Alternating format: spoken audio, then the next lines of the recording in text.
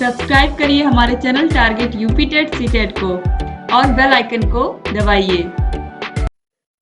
Hello friends, मैं रेनू स्वागत करती हूँ आप सभी भावी अध्यापक एवं अध्यापिकाओं का आपके अपने channel target UP TET CTET में। दोस्तों, आज की इस वीडियो में हम आपके डीएल फोर्थ सेमेस्टर के फर्स्ट पेपर आरंभिक स्तर पर भाषा एवं गणित के पठन लेखन क्षमता का विकास के अंतर्गत वर्ष 2020 के क्वेश्चन पेपर को सॉल्व करने वाले हैं।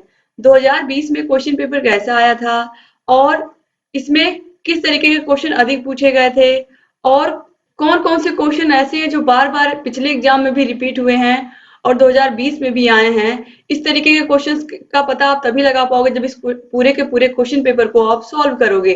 तो चलिए हम इसको सॉल्व करते हैं। पूरा 50 नंबर का पेपर है और 2 घंटे का टाइम मिलेगा आपको इसको सॉल्व करने के लिए। तो एक यहाँ पर हम सबसे पहले क्या सॉल्व करेंगे, बहुविकल्पी प्रश्न। बहुविकल्पी प्रश्न आपको पता है टोटल 15 बहुविकल्पी प्रश्न होते हैं और 15 अतिलघु उत्तर, यानी कि 30 नंबर आपको सब एक एक नंबर के प्रश्न होते हैं। तो चलिए यहाँ पर हम स्टार्ट करते हैं। पहला क्वेश्चन है, छ त्र ज्ञ व्यंजन है लुंठित, ऊष्म, संयुक्त या फिर उत्क्षिप्त। तो छ त्र ज्ञ ये जो व्यंजन है ये तीनों ही संयुक्त व्यंजन है। आपको पता है छ त्र ज्ञ और श्र ये 4 संयुक्त व्यंजन होते हैं और छ, क और श से मिलकर बनता है। ये बिल्कुल आप लोग याद कर लीजिए। फिर उसके बाद जो त्र है ये त और र से मिलकर बनता है। जो ज्ञ है ये ज और य से मिलकर बनता है और जो श्र है ये श और र से मिलकर के बनता है। ये बार बार एग्जाम में पूछा गया है आप लोग के। इसके बाद क्वेश्चन नंबर 2 है, जिन वर्णों से काम का होना या करना प्रकट होता है उन्हें कहते हैं संज्ञा, सर्वनाम, क्रिया या फिर विशेषण। जिन भी शब्दों से किसी काम का होना या करना प्रकट होता है, कोई काम हो रहा है, कोई काम कर रहा है, तो उसको हम कहते हैं क्रिया। तो ऑप्शन 7 जो है क्रिया, ये राइट आंसर हो जाएगा। जिन शब्दों के अर्थ समान होते हैं उन्हें कहते हैं, जिन शब्दों के अर्थ समान होते हैं उन्हें हम क्या कहते हैं, तत्सम शब्द, विशेषण शब्द, विलोम शब्द या पर्यायवाची शब्द। तो राइट आंसर है पर्यायवाची शब्द कहते हैं उनको हम। जिन शब्दों के अर्थ समान होते हैं, जैसे पानी को हम नीर भी कहते हैं, जल भी कहते हैं, ठीक है। तो अर्थ क्या दे रहे हैं, सब समान दे रहे हैं। जैसे कि हम कमल को क्या कहते हैं, पंकज कहते हैं, जलज कहते हैं, अरविंद कहते हैं। इसके बाद आगे बढ़ेंगे हम। क्वेश्चन नंबर 4 है, मुखाकृति के आधार पर स्वरों का वर्गीकरण है। मुख की आकृति के आधार पर अग्र स्वर, पश्च स्वर, समृद्ध स्वर ये सभी होते हैं। तो ऑप्शन द जो है ये बिल्कुल सही हो जाएगा। क्वेश्चन नंबर 5 है, वे संख्याएं जो 2 से पूर्ण रूप से विभाजित नहीं होती हैं उन्हें क्या कहते हैं। ऐसी संख्याएं जो 2 से नहीं कटती हैं वे होती हैं विषम संख्याएं। ये सब क्या है, ये सब विषम संख्याएं हैं। इसके बाद आगे बढ़ेंगे हम। क्वेश्चन नंबर 6 है, एक परिमेय संख्या को किस रूप में हम व्यक्त करते हैं। तो एक परिमेय संख्या को p बाई क्यू के रूप में हम व्यक्त कर सकते हैं, जहां पर q is not equal to 0 के। तो ऑप्शन बा सही हो जाएगा। क्वेश्चन नंबर 7 है, शून्य की खोज कहाँ हुई। शून्य की खोज हमारे देश भारत में हुई और किसने की थी, आर्यभट्ट ने की थी। क्वेश्चन नंबर 8 है, 9 का स्थानीय मान है। इसमें 990 में 9 का स्थानीय मान है। तो 990 आप देखिए इस तरीके से यहाँ पर 990 यहाँ पर लिखा हुआ है। तो 990 में आप देखिए ये इकाई के स्थान पर 0 है, दहाई के स्थान पर 9 है और सैकड़े के स्थान पर भी 9 है। तो इस 9 का अगर हम स्थानीय मान निकालेंगे तो 9 गुणे 10 यानी कि 90 और इसका निकालेंगे तो 9 गुणे 100 यानी कि 900। तो इस तरीके से यहाँ पर देखिए ये दहाई के स्थान पर भी है और सैकड़े के स्थान पर भी है। तो इसका मान 10 भी होगा, 100 भी होगा। तो ऑप्शन 7 जो है ये बिल्कुल सही हो जाएगा दोनों। दोस्तों यहाँ पर आप देखिए 9 दहाई के स्थान पर भी यानी कि 10 के स्थान पर भी है और 9 100 के स्थान पर भी है। इसलिए 10 और 100 दोनों ही सही होंगे। तो ऑप्शन 7 जो है ये बिल्कुल राइट आंसर हो जाएगा। क्वेश्चन नंबर 9 है, आंचल में दूध है और आंखों में पानी, यानी कि अबला जीवन हाय तुम्हारी यही कहानी। आंचल में दूध है और आंखों में पानी, यह किसने कहा है। मैथिली शरण गुप्त, सुमित्रा नंदन पंत, जयशंकर प्रसाद या सुभद्रा कुमारी चौहान। दोस्तों राइट आंसर यहाँ पर है ऑप्शन आ, मैथिली शरण गुप्त। क्वेश्चन नंबर 10 है, 1 से 9 तक की संख्याओं का ज्ञान छोटे बच्चों को किन माध्यमों से हम करा सकते हैं। खेल द्वारा, कविता द्वारा, मूर्त वस्तु द्वारा या उपयुक्त सभी से। तो बच्चों को खेल खेल में हम बता सकते हैं 1 से 9 तक की संख्याएं। कविता द्वारा, कविता के द्वारा कैसे बच्चों को बताएंगे 1 से 10 तक की, गिनती 1 से 9 तक की गिनती बहुत अच्छे से मैंने आप लोगों को बताया है क्लासेस में। और मूर्त वस्तुओं से भी जैसे कंकड़, पत्थर, तीलियां, माचिस की, इन सब चीजों से भी हम बता सकते हैं। तो ऑप्शन द जो है उपरोक्त सभी ये राइट आंसर हो जाएगा। क्वेश्चन नंबर 11 है निम्न में से दंत व्यंजन कौन सा है? तो यहाँ पर आप देखिए का, पा, ड़ा और ना। तो यहाँ पर दोस्तों देखिए जो त वर्ग है, ता, था, दा, धा और ना। तो यहाँ पर देखिए ता वर्ग का जो उच्चारण स्थान होता है वो होता है दंत। ठीक है दोस्तों, यहाँ पर देखिए और ऑप्शन में और कुछ दिया नहीं है, तो यहाँ पर इसीलिए हम ना को यहाँ पर सही लगाएंगे। लेकिन आप ये जानिए जो ऐसे वर्ण जिनका उच्चारण नासिका से होता है उसमें कौन कौन आता है? अंगा आता है, या आता है, अणा आता है, ना और म आता है। इनको हम नासिका व्यंजन या फिर ये कहें कि इनका उच्चारण स्थान नासिका को मानते हैं। लेकिन यहाँ पर और कोई नहीं दिया है, ना अंगा दिया है, ना इया दिया है, ना अणा दिया है, केवल ना पूछा है। इसीलिए हम ना को ता वर्ग के अंतर्गत रखते ही यहाँ पर हम दंत लगा रहे हैं। तो आप ना बोल करके देखिए, तो यहाँ पर जो जीभ है वो दांत को छूती है, लेकिन आप देखिए ना का जो उच्चारण स्थान है वो नाक से भी होता है, नासिका से भी होता है। तो इसीलिए ये नासिक व्यंजन भी है, याद रखिएगा इसका उच्चारण स्थान नासिका भी है। लेकिन यहाँ पर देखिए दंत पूछा है, तो ता वर्ग का जो उच्चारण स्थान होता है वो दंत होता है। इसी वजह से यहाँ पर हम ना को सही लगा रहे हैं। ठीक है, लेकिन आप याद रखिए कि ये नासिक व्यंजन भी होता है। क्वेश्चन नंबर 12 है सबसे छोटी सम अभाज्य संख्या क्या है? तो सबसे छोटी अभाज्य संख्या या सम अभाज्य संख्या 2 है। इसके बाद सब क्या है? विषम संख्याएं आती हैं। तो सबसे छोटी जो सम अभाज्य संख्या है, सबसे छोटी अभाज्य संख्या भी 2 है और सबसे छोटी सम अभाज्य संख्या भी 2 ही है। तो एग्जाम में याद रखिएगा, सबसे छोटी अभाज्य संख्या भी पूछेगा तो 2 ही है, और सबसे छोटी सम अभाज्य संख्या पूछेगा तो 2 है ही। इसके बाद देखिए क्वेश्चन नंबर 13 है 22 इंटू 34 का गुणनफल कितना है? तो इस तरीके से आप गुणा कर लीजिए यहाँ पर। तो आप देख लीजिए कितना आ रहा है, 748 आ रहा है। तो यहाँ पर आप देखिए ऑप्शन आ सही हो जाएगा। इसके बाद क्वेश्चन नंबर 14 है गणित की मूल संख्याएं क्या है? तो गणित की मूल संख्याएं जोड़, घटाना और गुणा भाग होती हैं। तो ऑप्शन सा सही हो जाएगा, आ और बा दोनों। क्वेश्चन नंबर 15 है ता वर्ग का उच्चारण स्थान क्या? अभी मैंने आपको बताया कि ता वर्ग में ता, था, दा, धा, ना में जो ता वर्ग है इसका उच्चारण स्थान दंत है। कंठ, तालु, मूर्धा, दंत, ओष्ठ। कंठ, तालु, ये आपको याद होना चाहिए, क्लास में मैंने बार बार बताया है। मूर्धा, कंठ, तालु, मूर्धा, दंत और ओष्ठ। तो यहाँ पर आप देखिए का वर्ग का कंठ हो गया, का, खा, गा, घा। चा वर्ग का तालु हो गया, चा, छा, जा, झा। और टा वर्ग का क्या हो गया? मूर्धा हो गया, टा, ठा, डा, ढा। और ता वर्ग का दंत हो गया, ता, था, दा, धा, ना। इसके अलावा जो पा वर्ग है उसका ओष्ठ हो गया, पा, फा, वा, वा। तो यहाँ पर आप देखिए ऑप्शन दा जो है दंत, ये राइट आंसर हो जाएगा। तो कंठ, तालु, मूर्धा, दंत, ओष्ठ, ये ऐसे आप रटे रहिए इसको बिल्कुल। दोस्तों अब यहाँ पर देखिए क्वेश्चन नंबर 16 से अतिलघुत्री क्वेश्चन स्टार्ट है। और अतिलघुत्री में क्वेश्चन नंबर 16 है वर्ण का अर्थ बताइए। वर्ण किसे कहते हैं? तो चलिए देखते हैं वर्ण किसे कहते हैं। वर्ण वे हैं जिनके टुकड़े नहीं किए जा सकते हैं, जिनके टुकड़े नहीं किए जा सकते हैं और ना ही उन्हें खंड खंड में बांटा जा सकता है। ठीक है, ना तो उनके टुकड़े किए जा सकते हैं, ना तो उन्हें खंडों में बांटा जा सकता है। जैसे कि अ है, उ है, ई है, इनको हम और छोटा नहीं कर सकते हैं तोड़ करके।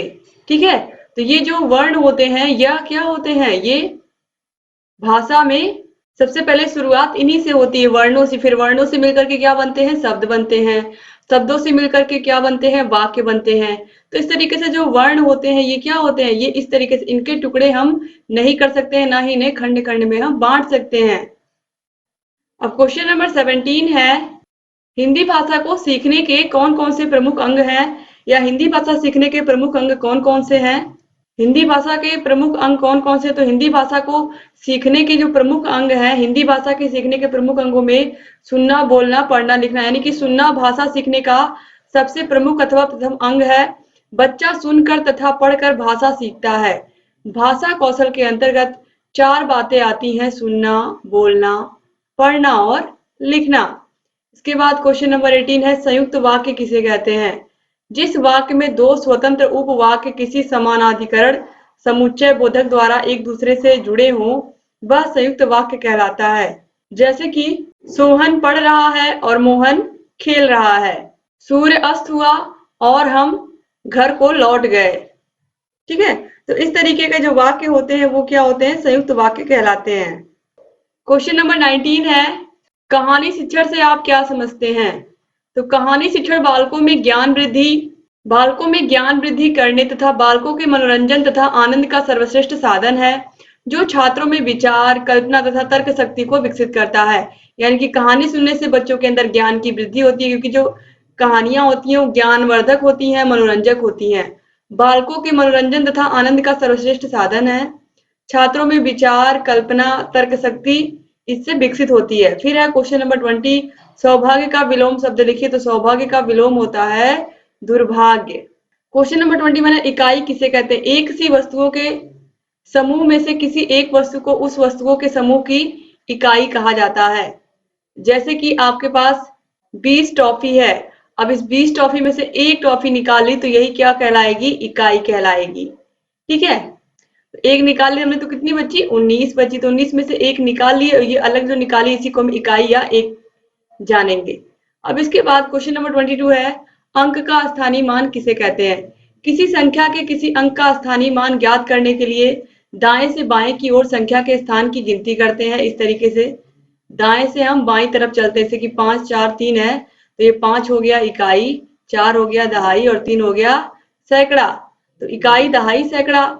अब देखिए फिर उसके स्थानीय मान का निर्धारण करते हैं। जैसे 5 है इकाई की जगह पर तो 5 गुणे 1 बराबर 5 हो जाएगा। अब 4 दहाई की जगह पर 4 गुणे 10 बराबर 40 हो जाएगा। फिर 3 सैकड़े की जगह पर है तो 3 गुणे 100 बराबर 300 हो जाएगा। तो इस तरीके से अंक के स्थानीय मान का अर्थ होता है वह अंक किस स्थान पर है, जैसे इकाई पर, दहाई पर, सैकड़े पर, हजार पर आदि। क्वेश्चन नंबर 23 है, सरल वाक्य किसे कहते हैं? जिस वाक्य में एक उद्देश्य और एक विषय हो अथवा जिस वाक्य में एक ही क्रिया हो उसे हम क्या कहते हैं? सरल वाक्य कहते हैं। यानी कि वह वाक्य जिसमें केवल एक क्रिया हो और एक ही विषय हो। जैसे कि सरिता स्कूल जा रही है, तो यहाँ पर आप देखिए स्कूल जाने का काम हो रहा है, एक काम हो रहा है और एक समय पर एक ही काम हो रहा है। ठीक है, तो इस तरीके से एक कर्ता है और एक क्रिया भी है। क्वेश्चन नंबर 24 है, विकारी शब्द किसे कहते हैं? दोस्तों विकारी शब्द वे होते हैं जो लिंग, वचन, कारक के अनुसार बदल जाते हैं। जैसे कि संज्ञा शब्द हुए, संज्ञा शब्दों में जैसे कि लड़का है, ठीक है, लड़का का आप देखिए लड़के हो जाएगा। क्या हो जाएगा? लड़के हो जाएगा। पत्ता है, पत्ता का पत्ते हो जाएगा। ठीक है, तो इस तरीके से आप देखोगे जो संज्ञा शब्द होते हैं, सर्वनाम शब्द होते हैं। जैसे कि मैं को हम क्या कह सकते हैं? जैसे मैं क्या है? सर्वनाम शब्द है। तो मैं को हम क्या कर सकते हैं? मैं, हम, मुझे। इस तरीके से हम ये लिख सकते हैं। ठीक है, तो इनको हम क्या कर सकते हैं? चेंज कर सकते हैं, बदल सकते हैं लिंग, वचन और कारक के अनुसार।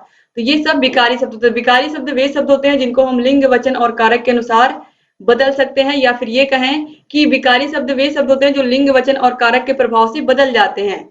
और अविकारी क्या होते हैं? अविकारी शब्द लिंग, वचन, कारक इन सभी का इन पर कोई प्रभाव नहीं पड़ता है। ये अविकारी शब्द की परिभाषा मैं बता रही हूँ। और अविकारी को क्या कहते हैं? अविकारी को ही हम कहते हैं अव्यय शब्द। ठीक है, जैसे कि किंतु, परंतु, ये कभी नहीं चेंज होते हैं किसी भी सेंटेंस में। इसके बाद क्वेश्चन नंबर 25 है दोस्तों, 346 में सभी अंकों का स्थानीय मान लिखिए। तो 346 में आप देखिए इस तरीके से यहाँ पर तो यहाँ पर देखिए 6 का 6 गुणे 1 बराबर 6। फिर 4 का यहाँ पर देखिए ये इकाई है, ये दहाई है, ये सैकड़ा। दहाई में 10 से गुणा तो 4 गुणे 10 बराबर 40। और यहाँ पर 3 है तो 3 गुणे 100 बराबर 300। तो इस तरीके से यहाँ पर इकाई, दहाई, सैकड़ा। इसके बाद क्वेश्चन नंबर 26 है, आरोही क्रम किसे कहते हैं? आरोही क्रम का मतलब होता है बढ़ते हुए क्रम में। आरोही क्रम में सबसे पहले सबसे छोटी संख्या हम लिखते हैं और फिर उससे बड़ी संख्या और लास्ट में सबसे बड़ी संख्या को लिखते हैं। जैसे कि 3, 5, 7, 8, 9। तो ये देखिए आप बढ़ते हुए क्रम में ये संख्याएं हैं। तो इस तरीके से सबसे छोटी संख्या पहले, सबसे बड़ी संख्या बाद में। क्वेश्चन नंबर 27 है, संख्या पूर्व तैयारी से आप क्या समझते हैं? संख्या पूर्व यानी कि बच्चों को संख्याओं को सिखाने से पहले, जैसे कि 1 2 3 4 5, ये सब ब्लैक बोर्ड पर सिखाने से पहले, संख्याओं को सिखाने से पहले आप उनको मौखिक रूप से संख्याओं को कैसे लर्न कराओगे, तो इसके लिए आप किसका उपयोग करोगे? खेल विधि का उपयोग करोगे। इसके अलावा आप गतिविधि का प्रयोग करोगे, तो बच्चों को तीलियों की मदद से, मूर्त वस्तुओं की मदद से, तीलियों की मदद से, इसके अलावा मोतियों की मदद से इनको क्या करेंगे? गिनतियां सिखाएंगे बच्चों को। ठीक है, सबसे पहले उनको हम क्या करेंगे? गतिविधि के माध्यम से, खेल के माध्यम से, कविता के माध्यम से गिनतियों को सिखाएंगे। फिर उसके बाद हम इस तरीके से संख्याओं को ब्लैक बोर्ड पर लिख करके सिखाएंगे। यानी कि सबसे पहले उन्हें हम क्या करेंगे? खेल विधि से, गतिविधि करा करके, और इसके अलावा उनको हम कविता के माध्यम से संख्याओं का ज्ञान कराएंगे। फिर उसके बाद हम उनको श्यामपट्ट पर गिनती को सिखाना शुरू करेंगे। अब इसके बाद क्वेश्चन नंबर 28 है, हंस पद विराम चिन्ह से क्या तात्पर्य है? कि लिखते समय जब कोई अंश छूट जाता है तो यह हंस पद या त्रुटि पूरक चिन्ह हंस पद लगाकर हम क्या करते हैं? उसको लिख देते हैं। जैसे कि राम स्कूल जाता है, तो राम स्कूल जाता है, तो अगर आप यहाँ पर स्कूल लिखना भूल गए तो आप क्या करोगे? इस तरीके से ये चिन्ह लगाकर ऊपर लिख दोगे। क्वेश्चन नंबर 29 है, आकाश के 3 समानार्थी शब्द लिखिए। तो आकाश के 3 समानार्थी शब्द हैं या पर्यायवाची शब्द हैं, गगन, नभ, अंबर, आसमान, इसके अलावा व्योम। ठीक है, आगे है क्वेश्चन नंबर 30, प्राकृत संख्या किसे कहते हैं? जिन संख्याओं की सहायता से हम वस्तुओं की गिनती करते हैं, जिन संख्याओं की सहायता से हम वस्तुओं की गिनती करते हैं, उन्हें हम क्या कहते हैं? प्राकृतिक संख्याएं कहते हैं। यानी कि गिनती की संख्याओं को प्राकृतिक संख्याएं कहते हैं, और ये 1 से शुरू होती है, 1 2 3 4 से लेकर के अनंत तक। तो याद रखिएगा, जो प्राकृतिक संख्या है वो 1 से शुरू होती हैं, और इन्हें हम गिनती की संख्याएं भी कहते हैं, क्योंकि इनसे हम वस्तुओं की गिनती करते हैं। ठीक है, तो इस तरीके से आप लोगों ने यहाँ पर पूरे 30 क्वेश्चन कर लिए। अब यहाँ पर हम लघु उत्तरीय क्वेश्चन को देखते हैं। लघु उत्तरीय क्वेश्चन दोस्तों यहाँ पर देखिए, ये पूरे 10 क्वेश्चन हैं, ये सभी 2-2 नंबर के हैं, आप देख सकते हो। तो ये भी इम्पोर्टेंट है उतने ही, और इनको मैं यहाँ पर आप लोगों को ऐसे ओरल में सारी चीजें समझा दूंगी। ठीक है, और इन सभी का आंसर आप लोगों को किसमें मिल जाएगा? आप सभी लोगों को नोट्स में मिल जाएगा। ठीक है, जो मैंने नोट्स बनवाए हैं बहुत ही अच्छे से, यहाँ पर मैं सभी का अर्थ आपको बताते हुए चलूंगी। और देखिए, सबसे पहले यहाँ पर श्रवण कौशल के उद्देश्य बताइए। श्रवण मतलब सुनना। यहाँ पर एक बात आप याद रखिए, बच्चा क्लास में आएगा, टीचर जो बोलेंगे उसको ध्यान से सुनेगा। बच्चा तभी कोई रिस्पॉन्स कर पाएगा जब वो टीचर की बताई गई बातों को, उनके बताई गई कहानी को, उनके द्वारा पढ़ाए गए पाठ को वह जब सही से सुना रहेगा। यानी कि जो उसका श्रवण कौशल है, सुनने की जो इंद्रियां है वो सही से काम कर रही हैं, और वो सही से पढ़ ले रहा है, सही से उनकी बातों को समझ ले रहा है, सुन ले रहा है, तभी वो क्या करेगा? अच्छे से उनकी बातों को एक्सप्लेन कर पाएगा जब वो पूछेंगे। तो इसलिए जो सुनने का कौशल है, सुनने का कौशल यानी कि बच्चों के अंदर सुनने का कौशल होना चाहिए। कोशिश यही होनी चाहिए कि हर एक बच्चा आपकी बातों को क्लास में ध्यान से सुने जब आप पढ़ाएं। इसके बाद क्वेश्चन नंबर 32 है, कविताओं के प्रकार दें। कविता कितने प्रकार की होती है? तो दोस्तों, जो कविता होती है वो बाल गीत, पहला हो गया बाल गीत, इसके अलावा साहित्यिक कविता भी होती है, इसके अलावा दोस्तों घटना प्रधान कविता भी होती है। तो ये 3 प्रकार आप याद रखिएगा। फिर है क्वेश्चन नंबर 33, गणित शिक्षण का महत्व एवं उपयोगिता बताइए।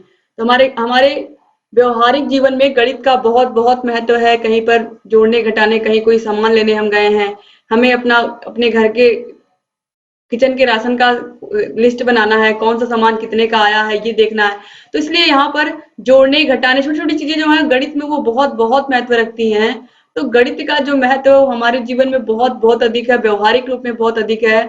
जैसे कि बच्चों को हम, जैसे यहाँ पर बच्चों की ही बात हो रही है, तो बच्चों को हम किलो का ज्ञान कराएंगे, कौन कौन सी चीजों को हम तौलते हैं, किनका परिमाण निकालते हैं, किनको हम मापते हैं, जैसे कि लंबाई को हम मीटर में मापते हैं। कोई द्रव पदार्थ है जैसे कि दूध हुआ, तेल हुआ, तो इनको हम किस तरीके से लीटर में मापते हैं। तो ये बच्चों को हम ज्ञान कराते हैं इन सभी चीजों का। और इन सभी चीजों का बच्चे क्या करते हैं? अपने दैनिक जीवन में प्रयोग करते हैं, दूध लेने में, तेल लेने में, इन सब चीजों में क्या करते हैं? अपना प्रयोग करते हैं, गणित का ही प्रयोग करते हैं। तो गणित भाषा जो है ये व्यवहारिक भाषा है। क्वेश्चन नंबर 34 है, देवनागरी लिपि की विशेषताएं बताइए। हमारी जो हिंदी भाषा है उसकी लिपि देवनागरी है, और देवनागरी लिपि पूरी तरीके से विशेषताओं से ही भरी हुई है। इसमें आप देखते हो शब्दों के ऊपर क्या लगाते हैं? सिरो रेखा लगाते हैं। जो हम लिखते हैं वही हम पढ़ते हैं देवनागरी लिपि में। कुछ अलग नहीं पड़ते। जैसे कि इंग्लिश में आप देखोगे बहुत सारे वर्ड साइलेंट होते हैं, जैसे कि यहाँ पर आप देखिए ये नाइफ है, इसमें के साइलेंट है। लेकिन देवनागरी लिपि जो होती है, यानी कि जो भाषा हम पढ़ रहे हैं, इसमें आप देखोगे कहीं पर भी कोई भी ऐसा नहीं है कि कुछ भी साइलेंट होता है। सारी चीजें जो लिखा होता है वही हम पढ़ते हैं, ठीक है। और देवनागरी लिपि को विश्व की सबसे सुंदर लिपि मानी गई है। देवनागरी लिपि विश्व की सबसे सुंदर लिपि मानी गई है। संख्याओं, इस क्वेश्चन नंबर 35 है, संख्याओं को गिनना एवं पढ़ना सिखाने की किन्हीं दो गतिविधियों का उल्लेख करिए। तो संख्याओं को गिनना और पढ़ना सिखाने की मैंने आप लोगों को कविता विधि बताई है। इसके अलावा गतिविधि करा करके भी बच्चों को हम बता सकते हैं संख्याओं को गिनना और पढ़ना, ठीक है। इसके बाद हम आगे देखेंगे बच्चों की तीलियों के माध्यम से, बच्चों को आप तीलियों के माध्यम से जोड़ कैसे सिखाओगे। तो आप इस तरीके से 3 तीलियां एक बंडल में, 2 तीलियां एक बंडल में लेकर के अब इनको आप बच्चों को जोड़ करके बताओगे। यहाँ पर 3 और यहाँ पर 2 मेंशन कर दोगे। तो इस तरीके से ये आप जब यहाँ पर आप जोड़ोगे तो ये देखिए इस तरीके से 5 तीलियां हो गई, बच्चों को बताओगे आप, और यहाँ पर 5 लिख कर दिखाओगे। तो इस तरीके से आप अपनी कॉपी में भी लिख लीजिएगा, अगर एग्जाम में ये क्वेश्चन आएगा इस तरीके से। तो ये तरीका बिल्कुल सही है, इससे बच्चे मूर्त रूप में वस्तुओं को देख रहे हैं और उन अक्षरों को भी, उन संख्याओं को भी पहचान ले रहे हैं। फिर क्वेश्चन नंबर 37 है, लेखन की विधियों का उल्लेख कीजिए। तो लेखन की कौन कौन सी विधियां हैं दोस्तों लेखन की विधियों में आप लोगों ने देखा है मॉन्टेसरी विधि है, पेस्टोलॉजी विधि है, चित्र विधि है। ये हो गई लेखन की विधियां। इसके बाद है लोकगीत से आप क्या समझते हैं। दोस्तों जो लोकगीत होते हैं ये किसी क्षेत्र विशेष में प्रचलित स्थानीय भाषा के रचे हुए गीत होते हैं, जैसे कि कजरी हुआ, सोहर हुआ, चैती हुआ, आल्हा हुआ। ये सब क्या होते हैं, ये आम लोग यानी कि जो आप आसपास के स्थानीय लोग होते हैं उस क्षेत्र के, वो इसका उपयोग करते हैं। और इसमें कोई भी राग का या फिर सुर का, ताल का, इस तरीके से कोई रोक नहीं होता है। या फिर ये कहें कि ये जो होते हैं ये जिस तरीके से पूर्वज गाते चले आए हैं, इनकी पहली पीढ़ियां गाते चली आई हैं पहले की, वो इसी तरीके से ही इन गानों को या इन गीतों को कजरी, सोहर, इसके अलावा आल्हा और चैती, लंगुरिया, ये सब वैसे ही गाते हुए चले आ रहे हैं। फिर समानार्थी शब्दों का आशय उदाहरण से स्पष्ट करिए। समानार्थी शब्द या पर्यायवाची शब्द वे होते हैं जिनके अर्थ क्या होते हैं, उन शब्दों के अर्थ समान होते हैं। जैसे कि पानी आप लिख दोगे, पानी को हम जल कहते हैं, नीर कहते हैं। ऐसे ही आप कमल लिख दोगे, कमल को हम क्या कहते हैं, कमल को पंकज कहते हैं, जलज कहते हैं, इसके अलावा अरविंद कहते हैं। इसी तरीके से आप और ढेर सारे एग्जाम्पल लिख सकते हो। आकाश का, अग्नि का, आग कहते हैं, अनल कहते हैं आग को, ठीक है, इस तरीके से। फिर अशुद्ध उच्चारण के कारण बताइए। तो अशुद्ध उच्चारण के बहुत सारे कारण होते हैं। इसमें मुख्य रूप से जो पहले होते हैं उसमें बच्चों को विराम चिन्हों का ज्ञान नहीं होता है। इसके अलावा दोस्तों उच्चारण स्थान का ज्ञान नहीं होता है बच्चों को। ये भी हो सकता है कि वह बच्चा कम सुनता हो, इसकी वजह से वह सही से उच्चारण ना कर पाता हो, ये भी एक दोष हो सकता है। इसके अलावा दोस्तों देखिए यहाँ पर बच्चों को उच्चारण के साधारण नियमों का ज्ञान ही नहीं है।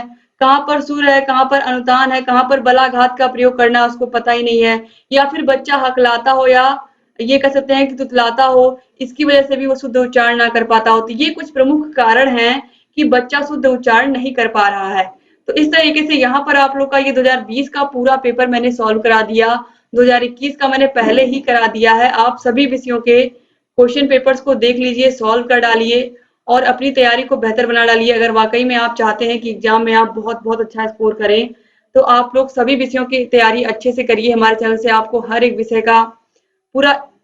का पूरा मैंने कोर्स एक ही वीडियो में खत्म कर दिया है। इस तरीके से आपका जो 50 नंबर का पेपर है इसको मैंने एक ही मास्टर वीडियो में पूरा बना दिया है। और एक ही वीडियो को देख करके आप जाओगे तो अपनी तैयारी और बहुत बेहतर कर पाओगे। और इस तरीके से आपकी तैयारी अच्छी होगी। एक ही वीडियो को देखने के बाद फिर आप पूरी की पूरी पवन सीरीज को देख लीजिए। राजन सीरीज के सारे क्वेश्चंस मैंने करा दिए हैं। इन सीरीज को पढ़ने के बाद फिर आप इन सभी प्रीवियस ईयर क्वेश्चन पेपर्स को सॉल्व कर लीजिए। तो इस तरीके से अगर आप इतना भी कर लेते हो तो आप अपनी तैयारी को बहुत बहुत बेहतर बना लोगे। तो डिस्क्रिप्शन बॉक्स और कमेंट बॉक्स में आपको सारे विषयों की लिंक मिल जाएगी। हर एक विषय के हर एक वीडियो को आप देखिए, अपनी तैयारी को बेहतर बनाइए। जहां कहीं कोई भी समस्या आ रही है हमसे बताइए। डिस्क्रिप्शन बॉक्स, कमेंट बॉक्स में 8 के 8 विषयों की लिंक मिल जाएगी आपको। और जहां कहीं कोई भी समस्या आ रही है आप हमसे बता सकते हैं। उम्मीद करती हूँ कि आप ऐसे चैनल से बने रहेंगे, सारे वीडियोस को देखते रहेंगे और जहाँ कहीं कोई भी समस्या आएगी हमसे बताते रहेंगे। दोस्तों अगर आपको सभी विषयों की पीडीएफ चाहिए, राजन सीरीज की भी पूरी पीडीएफ चाहिए, हर एक विषय की, पवन सीरीज की भी हर एक विषय की पीडीएफ चाहिए, तो आप लोग ऐप को डाउनलोड कर लीजिए। ऐप की लिंक आपको डिस्क्रिप्शन बॉक्स, कमेंट बॉक्स में मिल जाएगी। ऐप पर आपको सभी विषयों की मास्टर वीडियो भी मिलेगी, सभी विषयों की वीडियोज मिलेंगी, सभी विषयों के चैप्टर वाइज टेस्ट भी मिलेंगे और सभी विषयों की आपको सीरीज भी मिलेगी वहां पर सॉल्व की हुई। कोई वीडियो आप ऐप में देखोगे तो कोई ऐड या कोई प्रचार नहीं आएगा। इस तरीके से बहुत ही आसानी से आप अपनी तैयारी को बहुत अच्छा कर सकते हैं। तो डिस्क्रिप्शन बॉक्स, कमेंट बॉक्स में आपको सारे विषयों की लिंक मिल जाएगी और जहाँ कहीं कोई भी समस्या आ रही है आप हमसे बता सकते हैं। यहाँ ऊपर आई बटन पर भी क्लिक करके आपको सारे विषयों की लिंक मिल जाएगी, 8 के 8 विषयों की। आप सभी की मास्टर क्लास देखिए, हर एक विषय की, इसके अलावा हर एक विषय के पवन सीरीज, राजन सीरीज के वीडियोस को देखिए। सभी विषयों के previous year question paper solve कर लीजिए। 5-5 साल के प्रीवियस ईयर क्वेश्चन पेपर आप सभी विषयों के सॉल्व कर लीजिए।